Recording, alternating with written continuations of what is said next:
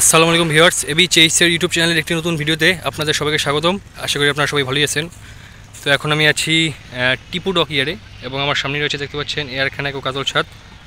পটুয়াখালীর এই দুইজন এখানে বিশ্রাম করছে এবং এখানেই গ্রিন লাইন আছে, গ্রিন লাইনও বিশ্রাম নিচ্ছে।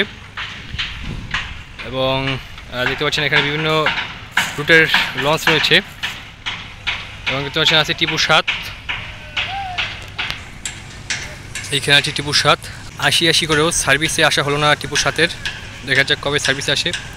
এবার আছে এমবি ফারহান, তারপর আছে টিপু 6 এবং টিপু 12 এবং তারপর সে রয়েছে অফ ট্রিপে টিপু 13, সে বিশ্রাম নিচ্ছে এখানে। গতকাল তার পরিবর্তে ফারহানের যে লঞ্চ ছেড়ে গিয়েছিল টিপু 14-এর সাথে। এবং ওইখানে আছে তাসরিফ। এখানে বেশিরভাগ লঞ্চই বিশ্রাম নিচ্ছে অফ ট্রিপে এবং বেশিরভাগ এবং অনেক লঞ্চই আছে যেগুলো সার্ভিসে নেই। এমবি টিপু 12 এবং এমবি টিপু 6, তিনজনের কেউই সার্ভিসে নেই, সার্ভিসের বাইরে। এবং টিপু 13 ও ফারহান 8 আছে এখানে বিশ্রামে। এবার আছে তাসরিফ 4।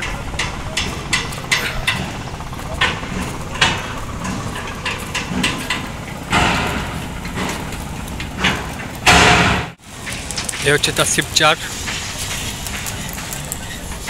এবং এখানে আছে মর্নিং সান পাস ও নিউসান 10, দুজন এখানে বিশ্রামে আছে।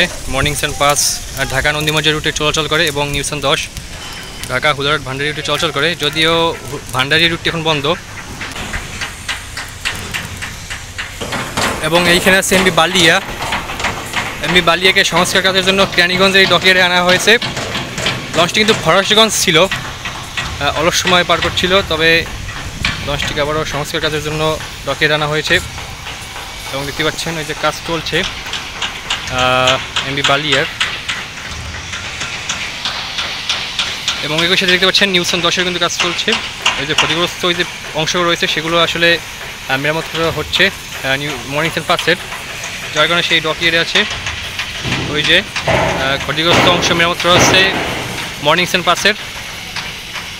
এবং তার পিছনে কর্ণফুলী 4 এবং এই সে বালিয়া, এমবি বালিয়ার কাজ করানো হচ্ছে। সম্ভবত আবারও সার্ভিসে আসবে।